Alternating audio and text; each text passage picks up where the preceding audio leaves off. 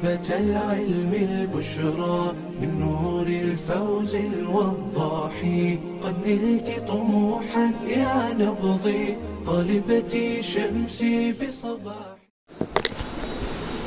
بسم الله الرحمن الرحيم. الحمد لله رب العالمين والعاقبة للمتقين والصلاة والسلام على سيد الأنبياء والمرسلين سيدنا وإمامنا ونبينا محمد وعلى آله وأصحابه ومن والائه أجمعين وبعد. رب زدني علما رب زدني علما رب زدني علما رب اشرح لي صدري ويسر لي أمري واحلل عقدة من لساني يفقهوا قولي. اللهم لا سهل إلا ما جعلته سهلا وأنت تجعل الحزن إذا شئت سهلا. رب إني لما أنزلت إلي من خير فقير رب إني لما أنزلت إلي من خير فقير رب إني لما أنزلت إلي من خير فقير. أعوذ بالله السميع العليم من الشيطان الرجيم من حمده ونفخه ونفسه. بسم اللہ الرحمن الرحیم.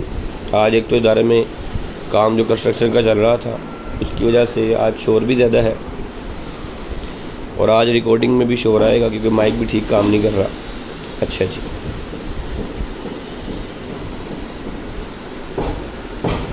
آج ہمارا ارکان ایمان میں سے تیسرا رکن ہے اللہ تعالیٰ کی کتابوں پر ایمان لانا. اللہ تعالیٰ نے انبیاء کرام پر جو کتابیں نازل کیں ان پر ایمان لانا ارکان ایمان میں سے یہ تیسرا رکن ہے. اللہ تعالیٰ نے اپنے رسولوں پر کتابوں کا نازل کیا. اور کیوں نازل کیا؟ کیونکہ وہ کتابیں مخلوق کے لیے رحمت ہے اور ہدایت ہے، جیسا کہ قرآن مجید کے بارے میں خود قرآن مجید میں ہی ارشاد ہے ذالک الکتاب لا ریب فیہ ھدی للمتقین، کہ یہ کتاب اس میں کوئی شک نہیں ہے اور یہ پرہیزگاروں کے لیے کیا ہے؟ ہدایت کی کتاب ہے. پھر فرمایا شہر رمضان الذی انزل فیہ القرآن ھدی للناس وبینات من الھدی والفرقان. آیت نمبر 185 ہے سورۃ بقرہ کی کہ رمضان وہ مہینہ ہے جس میں قرآن مجید کو نازل کیا گیا جو لوگوں کے لیے باعث خیر ہے، لوگوں کے لیے باعث خیر ہے، اور اس میں ہدایت ہے، حق اور باطل کے درمیان فرق کرنے والی نشانیاں ہیں اس کتاب میں. اس کے بعد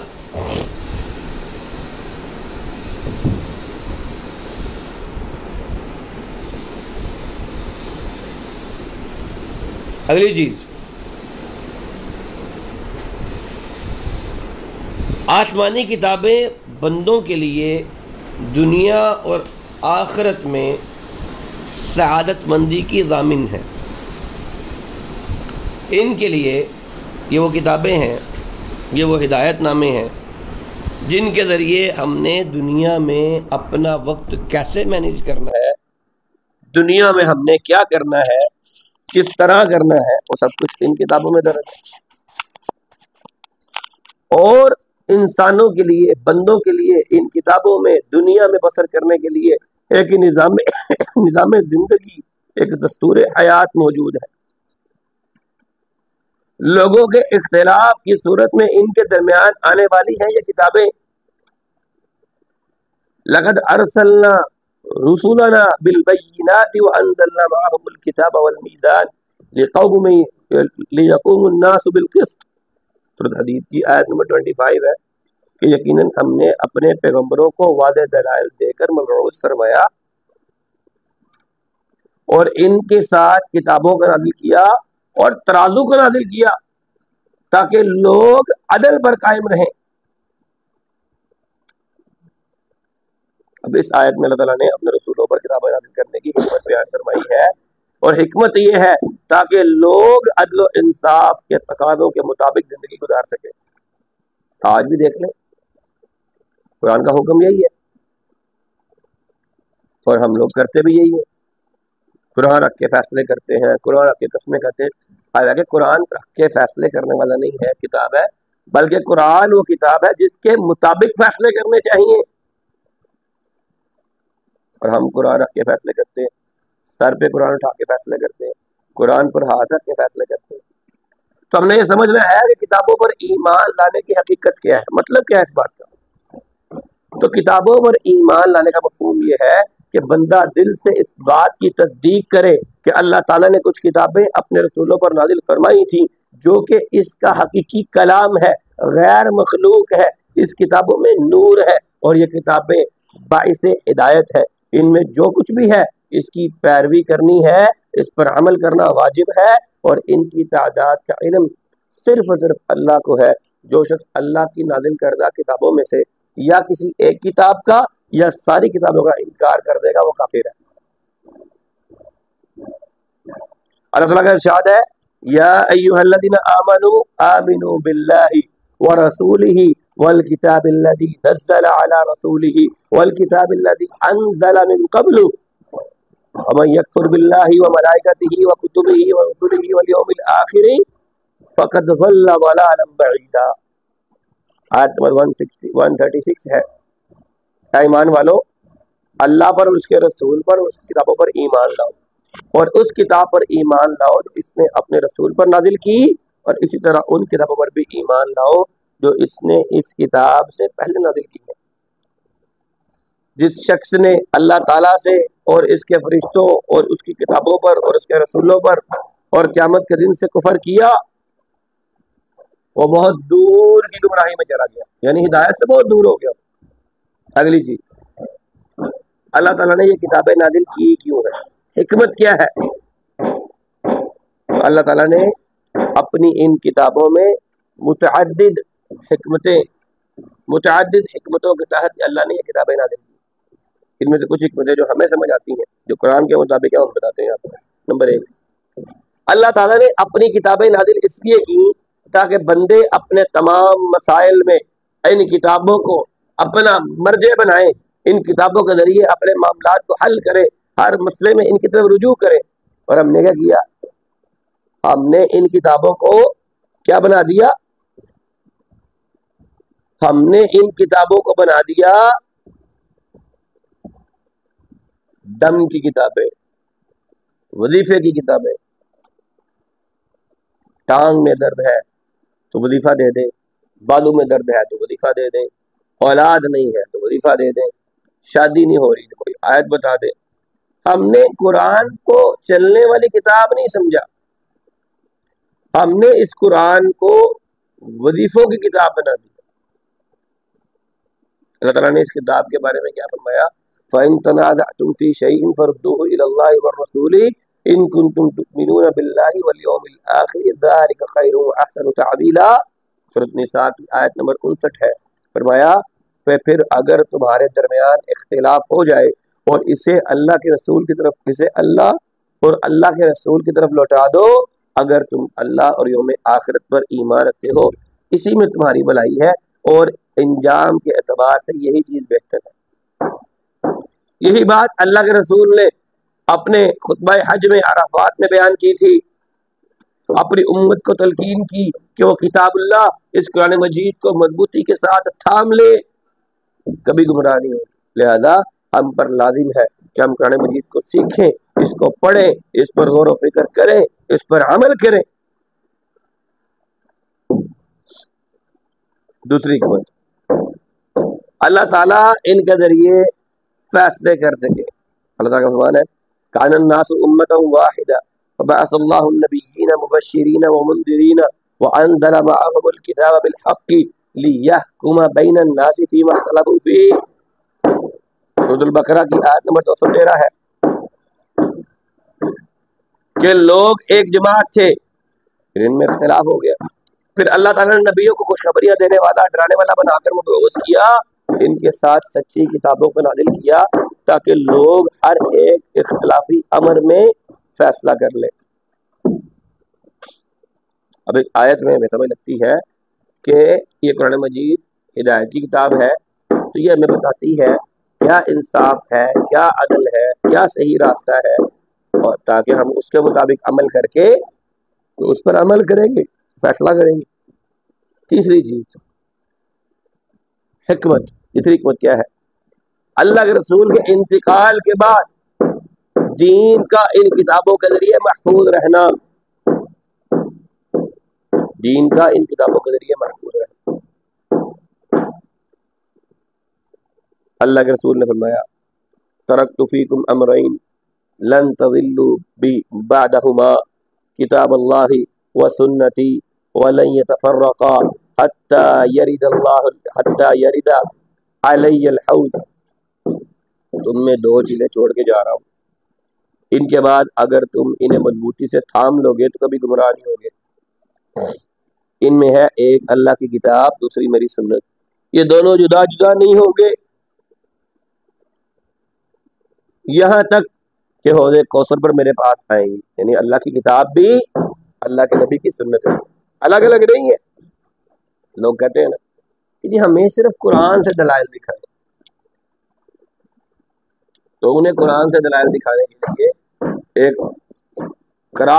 ٹکا کے لگا کے بتائیں کہ قرآن کو تم نے سنت سے جدا کیسے کیا، قرآن کو تم نے حدیث سے جدا کیسے کیا، کیونکہ حدیث سنت یہ اللہ تعالیٰ نے ہم پر احسان کیا ہے، نبی کے ذریعے اس قرآن کی تشریح فرمائی ہے، اس کو چھوڑا نہیں جا سکتا۔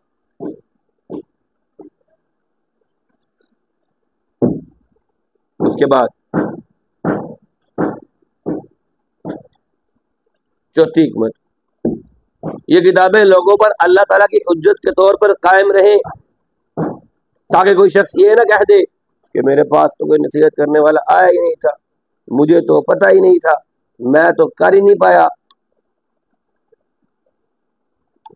آج بہت بڑے بڑے معاملات کے اندر ہمارے عام طور پر ہمارے بھائیوں کا، ہمیں یہ جب پتہ لگتا ہے نا، ہماری بہنیں، ہماری بیٹیاں، ہماری اسٹوڈنٹس جب یہ کہتی ہیں کہ جی ہمیں تو پتہ ہی نہیں، بڑی تکلیف ہوتی ہے اس بات سے۔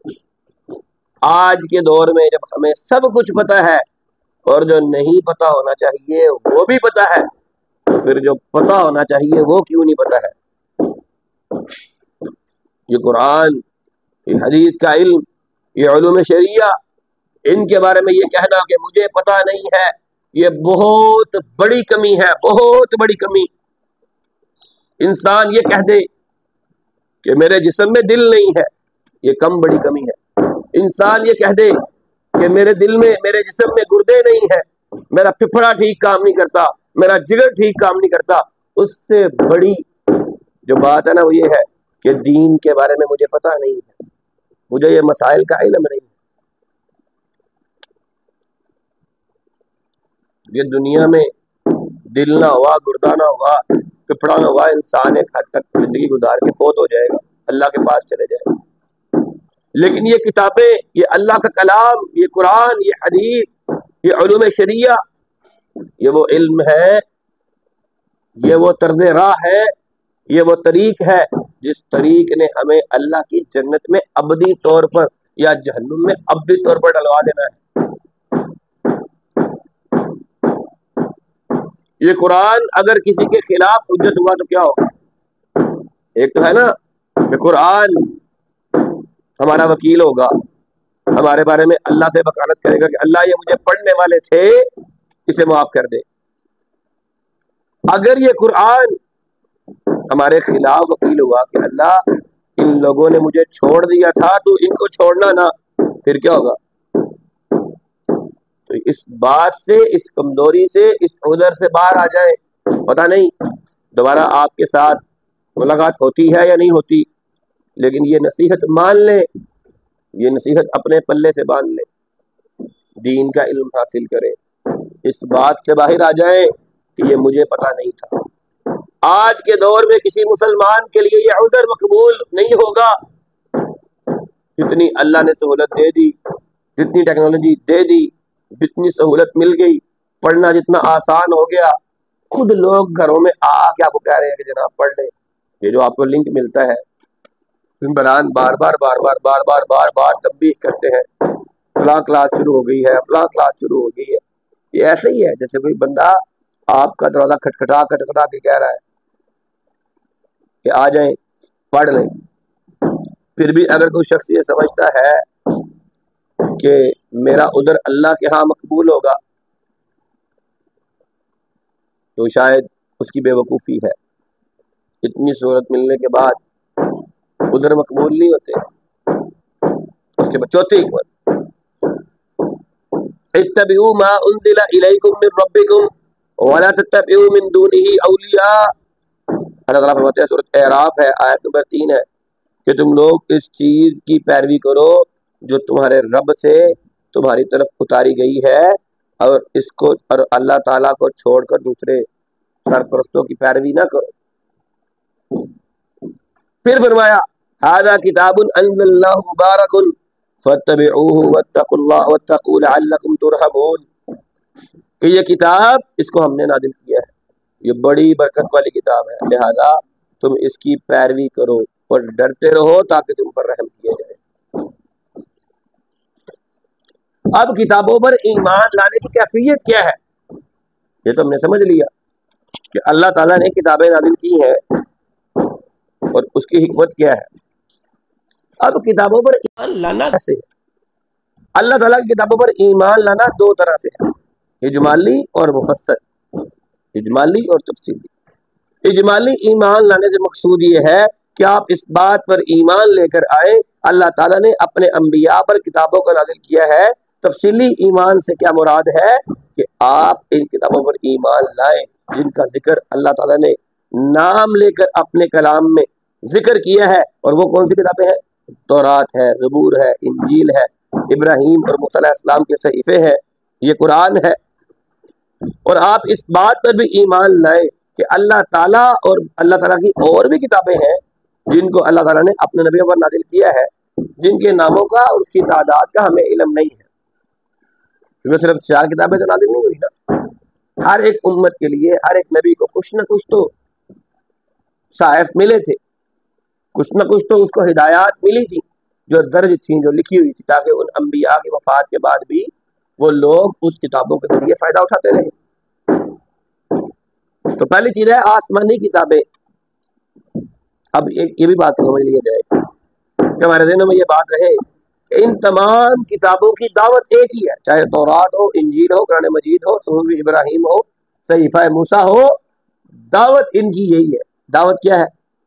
دعوت یہ ہے کہ اللہ کے بندے صرف اللہ کی عبادت کریں گے، اس کی توحید کا اقرار کریں اور محض اس کی رضا کے لیے نیک اعمال کریں، شرک سے اور گناہوں سے بچیں. تمام کتابیں یہی کہتی ہیں.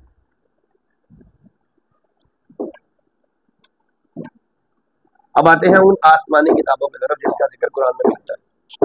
قرآن کریم اللہ تعالیٰ کا وہ کلام ہے جسے اللہ تعالیٰ نے خاتم النبیین محمد کریم صلی اللہ علیہ وسلم پر نازل کیا، اور یہ نازل کردہ آسمانی کتابوں میں سب سے آخری کتاب ہے جس پر ہر قسم کی تحریف اور تبدیلی اور اس کی حفاظت کا ذمہ یہ اللہ تعالیٰ نے اٹھایا ہوا ہے. اس میں تحریف نہیں ہو سکتی، کوئی اس میں تبدیلی نہیں کر سکتا، اور اس نے دوسری ساری کتابوں کو منسوخ کر دیا ہے.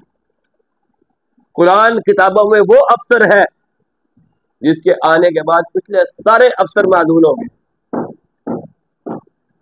اللہ اس قرآن کے بارے میں کہتے ہیں اِنَّا نَحْنُ نَزَّلْنَا الذِّكْرَ وَإِنَّا لَهُ لَحَافِظُونَ. سورۃ حجر کی آیت نمبر 9 ہے. ہم نے ہی اس ذکر کو نازل کیا ہے اور ہم ہی اس ذکر کو نازل کرنے والے ہیں اور ہم اس کی حفاظت کرنے والے ہیں. وَأَنزَلْنَا إِلَيْكَ الْكِتَابَ بِالْحَقِّ مُصَدِّقًا لِمَا بَيْنَ يَدَيْهِ مِنَ الْكِتَابِ وَمُحَيْمِنًا عَلَيْهِ فَاحْكُم بَيْنَهُم بِمَا أَنزَلَ اللَّهُ. سورۃ مائدہ کی آیت نمبر 48 ہے کہ ہم نے آپ کی طرف حق کے ساتھ یہ کتاب نازل فرمائی ہے جو پہلی ساری کتابوں کی تصدیق کرنے والی ہے. قرآن بتاتا ہے نا ہمیں، قرآن تصدیق کرتا ہے کہ قرآن سے پہلے انجیل تھی، زبور تھی، تورات تھی. قرآن ان کتابوں کو مانتا ہے. قرآن یہ تو نہیں کہتا کہ انجیل اور تورات اور زبور سرے سے کوئی کتابیں ہی نہیں تھی. قرآن یہ کہتا ہے کہ یہ کتابیں تو تھیں، لیکن قرآن ساتھ یہ بھی رہنمائی کرتا ہے کہ یہ کتابیں اب منسوخ ہو چکی ہیں، یہ کتابوں کے احکامات ختم ہو گئے ہیں، اور ساتھ یہ بھی بتاتا ہے کہ ان امتوں نے ان کتابوں میں تبدیلیاں کر دی ہیں۔ یہ قرآن پہلی آسمانی کتابوں کی تصدیق کرتا ہے، ان کا محافظ بھی ہے، اس لیے ان کے آپس کے معاملات میں اللہ تعالیٰ کی اتاری ہوئی کتاب کے مطابق فیصلہ کیجیے۔ یعنی اگر اختلاف ہو جائے، مسئلہ پڑ جائے، پریشانی پڑ جائے، تو کیا کریں گے آپ؟ فیصلہ قرآن و حدیث کے مطابق کریں گے۔ اب قرآن کا کچھ امتیاز ہے، کچھ خصوصی پروٹوکول ہے قرآن کے لیے۔ نمبر 1، قرآن مجید اپنے معانی اور کونی اور علمی حقائق میں موجزانہ کی حیثیت کا حامل ہے۔ قرآن ایک زندہ معجزہ ہے۔ قرآن یہ کہتا ہے قل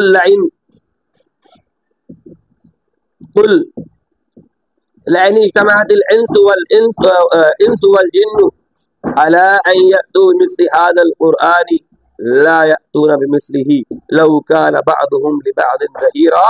آیت نمبر 88 ہے، سورۃ اسراء ہے۔ اے نبی آپ کہہ دیجئے کہ اگر جن و انس مل کر سارے کے سارے قرآن جیسی کوئی اور چیز بنانا چاہیں گے، نہیں بنا سکیں گے، نہیں لا سکیں گے، خواہ یہ جن اور انسان ایک دوسرے کی مدد ہی کیوں نہ کر لیں۔ نمبر 2، قرآن مجید آسمانی کتابوں میں آخری کتاب ہے، اور اس کے نزول کے ساتھ ہی کتابوں کے نزول کا سلسلہ ختم ہو گیا، جیسا کہ نبی کریم صلی اللہ علیہ وسلم کے بعد نبوت کا سلسلہ ختم ہو گیا۔ نمبر 3، اللہ تعالیٰ نے ہر قسم کی تحریف سے قرآن مجید کی حفاظت کا ذمہ لیا ہوا ہے، جبکہ دوسری کتابوں کا معاملہ یہ نہیں تھا۔ اس میں ان کے علماء نے، ان کے راہبوں نے، ان کے پنڈتوں نے تبدیلیاں کر دی۔ قرآن مجید سابقہ آسمانی کتابوں کی تصدیق کرنے والا ہے اور ان پر حفاظت کرنے والا ہے۔ حفاظت کیا ہے؟ جو قوانین ان کتابوں میں تھے، قرآن میں بھی وہی قوانین ہیں۔ اللہ تعالیٰ کا ارشاد ہے ما کان حدیثا یفترا ولکن تصدیق الذی بین یدیہ وتفصیل کل شیء وہدی ورحمۃ لقوم یؤمنون۔ سورۃ یوسف کی آیت نمبر 101 ہے کہ یہ قرآن جھوٹی بنی بنائی بات نہیں ہے، بلکہ یہ ان کتابوں کی تصدیق کرتا ہے جو اس سے پہلے نازل ہوئی ہیں۔ یہ ہر چیز کو کھول کر بیان کرنے والا ہے اور ایمان والوں کے لیے باعث رحمت ہے۔ نمبر 5، قرآن کا امتیاز ہے، قرآن پچھلی سابقہ تمام آسمانی کتابوں کا ناسخ ہے، اس کے آنے سے تمام کتابیں منسوخ ہو گئی۔ قرآن کے بعد دوسری کتاب ہے تورات۔ یہ اللہ تعالیٰ کی وہ کتاب ہے جس کتاب کو اللہ تعالیٰ نے سیدنا موسیٰ علیہ السلام کو دیا تھا، باعث نور اور باعث ہدایت بنایا۔ اس کے ذریعے بنی اسرائیل کے انبیاء اور علماء کرام فیصلہ کرتے تھے۔ ہاں، ہمارا ایمان ہے اور اس تورات پر ایمان لانا واجب ہے جسے موسیٰ علیہ السلام اللہ تعالیٰ نے موسیٰ علیہ السلام پر نازل کیا تھا، نہ کہ اس تورات پر ایمان لانا جو آج اہل کتاب کے پاس موجود ہے، کیونکہ آج جو اہل کتاب کے پاس تورات موجود ہے نا، یہ تحریف شدہ ہے۔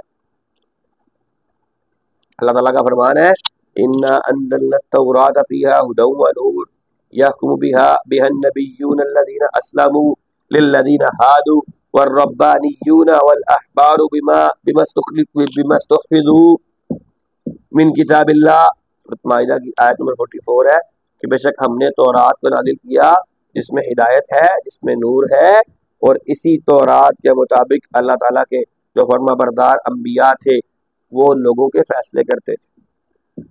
جو یہودی بن گئے تھے اور ان خدا پرست علماء بھی فیصلے کرتے تھے اسی تورات کے مطابق، کیونکہ انہیں اللہ تعالیٰ نے اس کتاب کی حفاظت کا حکم دیا تھا۔ اگلی کتاب آ گئی انجیل اللہ تعالیٰ کی وہ کتاب ہے جو کتاب اللہ تعالیٰ نے عیسیٰ علیہ السلام پر نازل کی تھی۔ انجیل بھی پہلی آسمانی کتابوں کی تصدیق کرنے والی کتاب تھی، لیکن اس امر کا جاننا ضروری ہے کہ صرف انجیل پر ایمان لانا، اس انجیل پر ایمان لانا واجب ہے جسے اللہ تعالیٰ نے اس کے صحیح اصولوں کے ساتھ عیسیٰ علیہ السلام پر نازل کیا تھا، نہ کہ اس انجیل پر ایمان لانا جو آج اہل کتاب کے پاس موجود ہے، کیونکہ اس میں تحریف کر دی گئی۔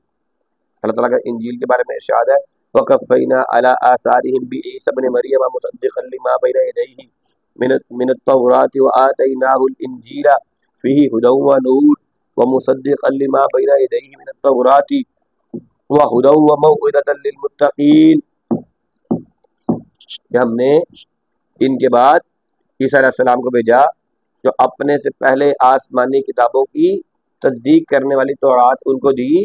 یہ تورات تصدیق کرنے والی تھی اپنے سے پہلے آسمانی کتابوں کی، انجیل کی تصدیق کرنے، انجیل تورات کی تصدیق کرنے والی تھی۔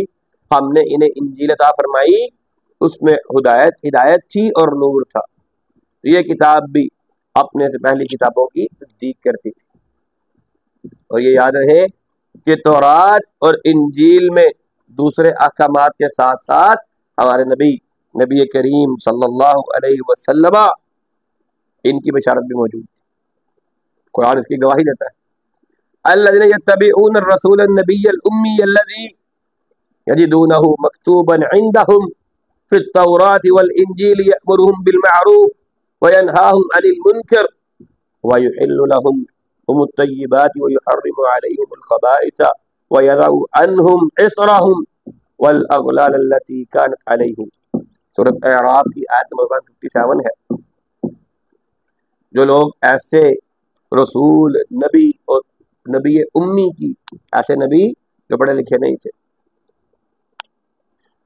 جس کو وہ اپنے پاس، وہ لوگ جو ایسے نبی اور رسول اور امی نبی کی اتباع کرتے ہیں جن کو اپنے پاس تورات اور انجیل میں لکھا ہوا پاتے ہیں، اور انہیں نیک باتوں کا حکم دیتے ہیں، بری باتوں سے منع کرتے ہیں، لوگوں کو پاکیزہ اور حلال چیزیں کھاتے ہیں، اور ناپاک اور حرام چیزوں کو ان پر لوگوں پر حرام کرتے ہیں، اور ان لوگوں پر جو بوجھ اور توق تھے، جو غلامیوں کے شوق تھے نا، ان کو دور کرتے ہیں۔ اگلی کتاب ہے زبور۔ یہ وہ کتاب ہے جسے اللہ تعالیٰ نے حضرت داؤد علیہ السلام پر نازل کیا، اور اس پر ایمان لانا واجب ہے۔ لیکن اس کتاب پر جسے اللہ تعالیٰ نے داؤد علیہ السلام پر نازل کیا تھا، وہ زبور اب قطعی طور پر وہ زبور نہیں ہے جو آج یہود کے ہاتھوں تحریف کا شکار ہو چکی ہے۔ اللہ تعالیٰ قرآن میں کہتے ہیں، سورۃ النساء کی آیت نمبر 63 ہے، وَآتَيْنَا دَاوُودَ زَبُورًا، ہم نے داؤد علیہ السلام کو زبور عطا فرمائی۔ 5ویں کتابیں ابراہیم اور موسیٰ علیہ السلام کے صحیفے، یہ وظیفے ہیں جو اللہ تعالیٰ نے ابراہیم اور موسیٰ علیہ السلام کو عطا کیے تھے۔ یہ تمام صحیفے مفقود ہیں، موجود نہیں ہیں، ان کے بارے میں کسی کو معلوم بھی نہیں ہے۔ اللہ تعالیٰ کے ارشاد ہے ام لم ينبأ بما في صحف موسى وإبراهيم الذي وفى ألا تزر وازرة وزر أخرى وأن ليس للإنسان إلا ما سعى وأن سعيه سوف يرى ثم يجزاه الجزاء الأوفى۔ اللہ تعالیٰ یہ کہتے ہیں کہ سورۃ نجم کی آیت نمبر 36 سے لے کر 41 تک کی یہ آیات ہے کہ کیا انہیں اس چیز کی خبر نہیں دی گئی، یا آئے انہیں بتاتے ہیں جو موسیٰ علیہ السلام اور ابراہیم جو وفادار تھے ان کے صحیفوں میں جو باتیں لکھی ہوئی تھی کہ کوئی شخص کسی دوسرے کا بوجھ نہیں اٹھائے گا، اور یہ بھی لکھا تھا کہ انسانوں کے لیے صرف وہی ہے جس کے لیے انہوں نے خود کوشش کر لی،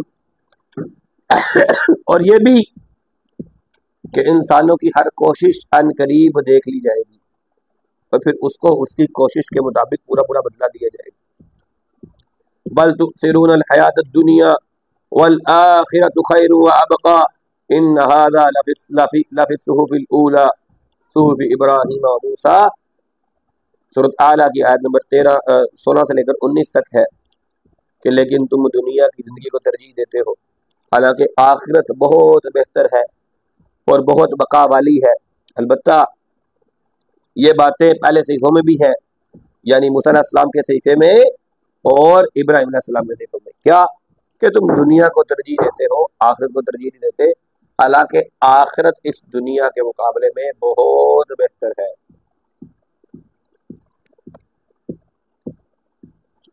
اب یہ ہے تفصیلی طور پر یہ بات کہ کتابوں پر ہم نے ایمان لانا ہے، تو خلاصہ کیا ہوا؟ خلاصہ یہ ہوا کہ اللہ تعالیٰ نے قرآن مجید اور قرآن مجید کے علاوہ جتنی کتابیں آسمانی اتاری ہیں، جن جن انبیاء پر اتاری ہیں، ہمارا ان پر ایمان ہے کہ وہ اللہ کی کتابیں تھیں اور اپنے اپنے دور میں اللہ کے نبیوں پر وہ اتری اور لوگوں کے لیے ہدایت کا باعث تھیں وہ کتابیں۔ بعد میں ان کتابوں پر لوگوں نے تحریف کر دی، اور تحریف ہونے کی وجہ سے اب وہ کتابیں ایتھنٹک نہیں رہی۔ دوسری بات، قرآن مجید فرقان حمید نازل ہو گیا تو وہ ساری کتابیں منسوخ ہو گئی، ساری کی ساری کتابیں منسوخ ہو گئی۔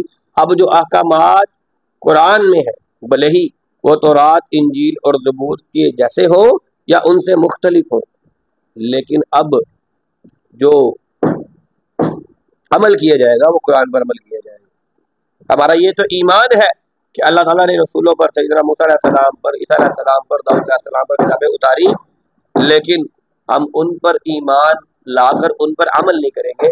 ہم ان پر ایمان لائیں گے لیکن ہم ان پر عمل نہیں کریں گے۔ عمل کرنے کے لیے اللہ نے ہمیں قرآن مجید فرقان حمید دیا ہے۔ بارک اللہ فیکم۔ امید ہے کہ آپ لوگوں کو اچھے سے سمجھ آ گئی ہوگی۔ السلام علیکم ورحمۃ اللہ وبرکاتہ۔ علم الشريعة غيث سح وابله، فافتر قلب الفتى غضا وريانا، لله در امرئ أفنى شبيبته، يتلو ويحفظ إسنادا وقرآنا۔